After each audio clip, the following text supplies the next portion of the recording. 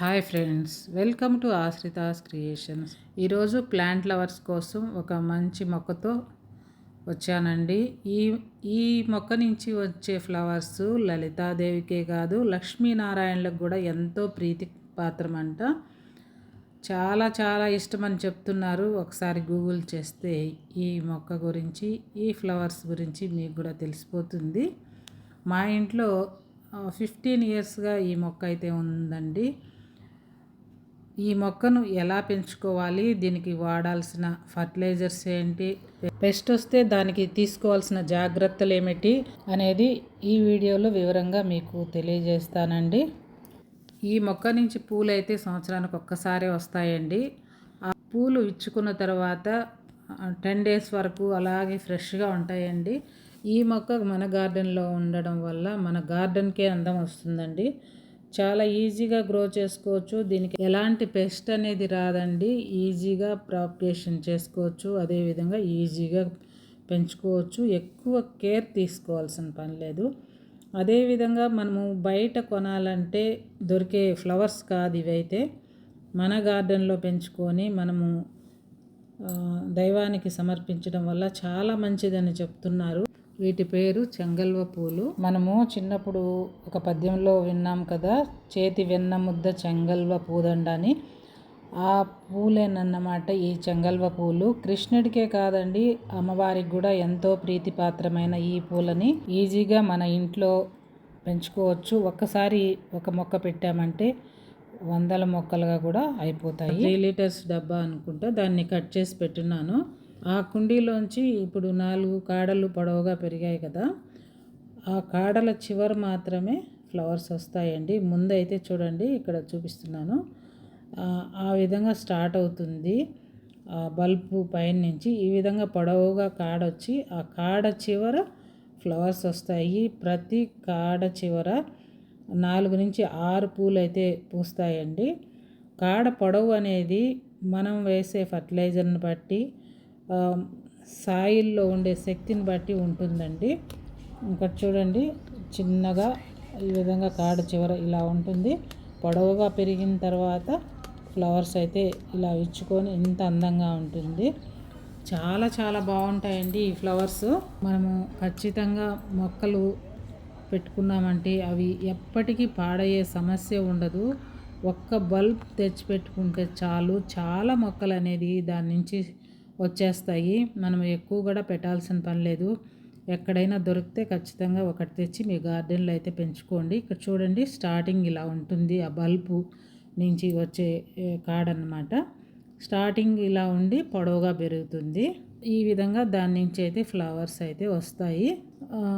అలా స్టార్ట్ అయింది. ఇలా కొద్ది కొద్దిగా ఇలా పొడవుగా పెరిగి చివరికి ఫ్లవరింగ్ అయితే వస్తుందండి. ప్రతి కాడ చివర 4 నుంచి 6 పూలు ఉంటాయి. దీనికి సాయిల్ వచ్చేసి మనము అన్ని మొక్కలకి ఎలా అయితే ఉపయోగిస్తామో అదే విధమైన సాయిల్ యూజ్ చేయొచ్చు. అదేవిధంగా పెస్ట్ అనేది 100% ఇంతవరకు అటాక్ కాలేదండి. సంవత్సరం మొత్తం ఆకులతో ఉంటుంది. కరెక్ట్గా మార్చి ఎండింగ్ నుంచి జూన్ జూలై వరకు కూడా ఫ్లవర్స్ వస్తూ ఉంటాయి. ఆ టైంలో ఆకులంతా ఎండిపోయి ఇలా పైన కాడ వస్తూ ఉంటుంది. ఆ ఫ్లవర్స్ వస్తాయి.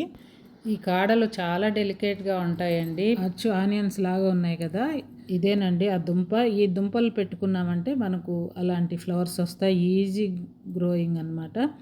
జస్ట్ మట్టి తీసి అలా పెట్టేస్తే సరిపోతుంది.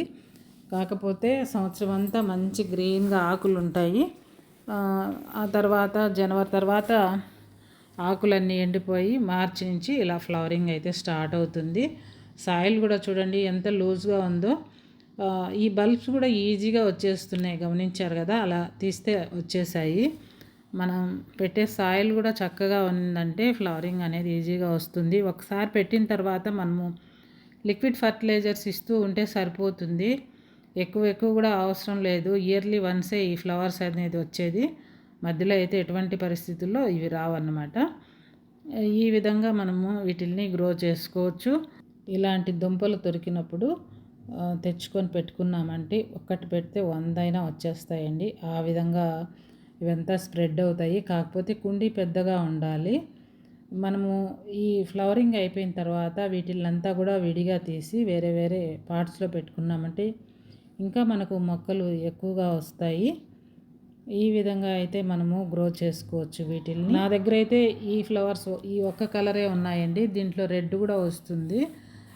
ఇది కనకాంబరం కలరు, పీచ్ కలర్ అని కూడా అంటారు కదా, ఆ కలరు. వారం 10 రోజులు ఉంటాయి. ఒకసారి మనకు ఫ్లవరింగ్ వచ్చిందంటే వాడిపోయే సమస్య ఉండదండి. చాలా చక్కగా ఉంటుంది. బ్లూమింగ్ వచ్చినప్పుడు గార్డెన్ అంతా అందంగా మెరిసిపోతూ ఉంటుంది. మీకు ఈ ఫ్లవర్స్ ఎక్కడ దొరికినా ఖచ్చితంగా తెచ్చుకొని ఒకటైనా దేవుడికి పెట్టడానికి, అదేవిధంగా ఒక మొక్క నాటడానికి ట్రై చేయండి. మీకు నచ్చితే ఖచ్చితంగా లైక్ చేయండి, షేర్ చేయండి, సబ్స్క్రైబ్ కూడా చేయండి. ప్రతి కొమ్మ చివర ముందుగా 2 ఫ్లవర్స్ వస్తాయి. ఆ తర్వాత ఒక 2 ఫ్లవర్స్ వస్తాయండి. కొన్ని కాడల చివర 6 పూలు వస్తాయి. కొన్ని కాడల చివర అయితే 4 వస్తాయండి.